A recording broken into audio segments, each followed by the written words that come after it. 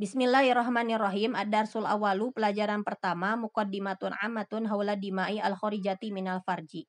Pembukaan umum seputar darah yang keluar dari farji wanita. Ada mulkhoriju minal farjil mar'ati imma ayyakun haidon au nifasan au istihaddotan wala robi'alaha. Darah yang keluar dari farji wanita itu kemungkinannya cuma ada 3. Bisa saja itu adalah darah haid, bisa saja itu adalah darah nifas, dan bisa saja itu adalah darah istihaddah. Dan tidak ada jenis darah yang keempat. Jadi ada 3 jenis darah yang keluar dari farji wanita, ya.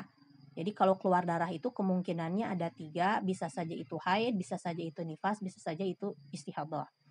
Nah, kalau di kitab Al-Ibanah cuma ada 3, tapi di kitab lain ada jenis darah yang keempat, yakni namanya darah fasad. Lalu apa bedanya darah fasad ya dengan darah istihaddah? Sebenarnya secara hukum sama saja, yakni sama-sama hadas kecil. Berarti kalau hadas kecil itu membatalkan wudhu dan tidak mewajibkan mandi besar. Gitu. Beda sama darah haid dan darah nifas, itu kan hadas besar, mewajibkan mandi besar kalau sudah berhenti.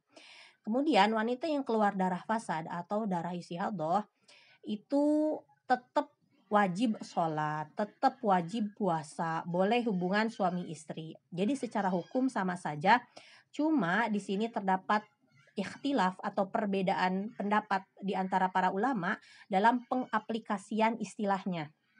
Jadi ada ulama yang berpendapat bahwa istilah istihaddah ini itu hanya khusus untuk kasus keluar darah melebihi 15 hari. Contoh keluar darah 20 hari baru tuh pakai istilahnya istihaddah. Selain itu maka pakai istilahnya darah fasad. Contoh yang pertama seperti keluar darah tapi ketika ditotal kurang dari 24 jam. Maka itu pakai istilahnya adalah darah fasad. Atau contoh yang kedua, keluar darah tapi masa sucinya belum ada belum mencapai 15 hari 15 malam. Jadi belum terpenuhi minimal masa sucinya. Maka ini juga pakai istilah darah fasad. Atau contoh yang ketiga, ketika wanita keluar darah tapi usianya itu belum mencapai usia minimal haid, belum mencapai usia 9 tahun komariah takribiyah. Misal keluar darah di usia 8 tahun hijriyah, berarti itu namanya darah fasad, begitu. Menurut pendapat ulama yang ini. Tapi menurut pendapat ulama yang lain mengatakan bahwa ketiga contoh yang tadi itu mau pakai istilah istihaddah pun tidak apa-apa. Keluar darah di total kurang dari 24 jam, misal keluar darah selama 10 hari. Sehari cuma sejam, berarti 10 hari cuma 10 jam.